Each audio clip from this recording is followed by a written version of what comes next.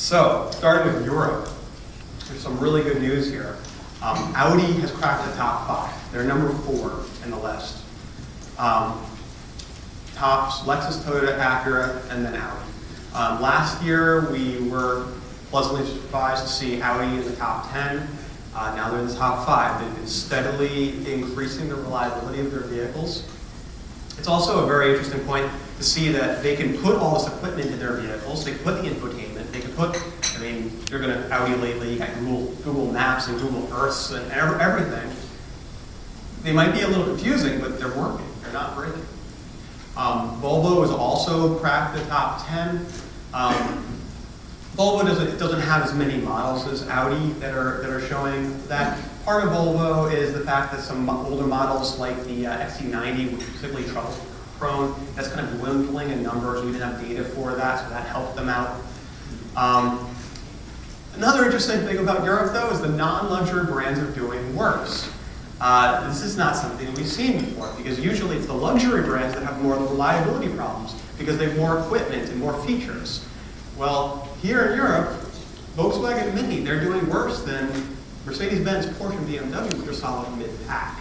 So that is interesting. I mean, part of that, you got to look at where these vehicles are made, whether or not they're sourcing them differently, trying to find, cheaper ways of producing these vehicles.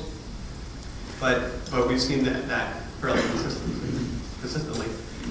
Asia, we're seeing some problems in Japan. I mean, still they do, for the most part, they're making good, reliable vehicles. We're still seeing Lexus, Toyota, and Acura right at the top.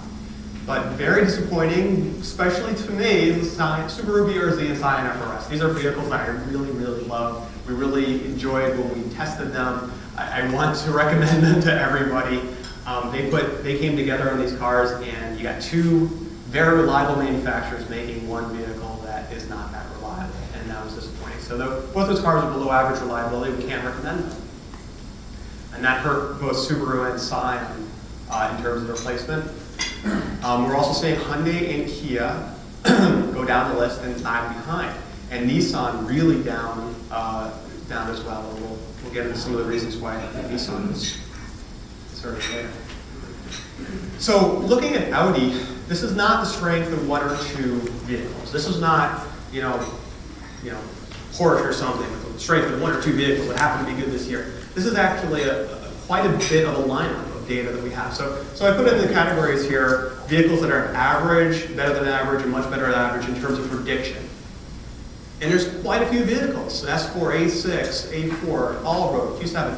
All of these vehicles we have data on, and they're consistently performing well.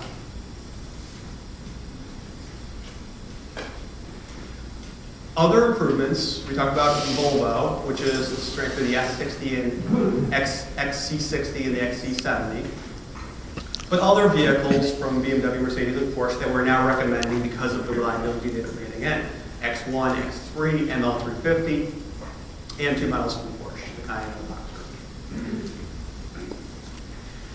Here are some surprises. The Accord V6 is below average reliability, and so does the Accord Coupe. We're still recommending the Accord 4-cylinder, which is an excellent choice, but we're seeing problems with those. A lot of those problems has to do with that dual screen infotainment system. We're seeing a lot of problems with that. Nissan Altima, below average, both the V6 and the 4-cylinder. Nissan Pathfinder, complete redesign from what it used to be, the old trucky Pathfinders, now a car, and it's an unreliable one at that. And Scion FRS, Subaru BRZ, both below average. And there were some fuel system problems as well as radio issues with both of those. So these are not brands we're used to seeing as below average, not recommended.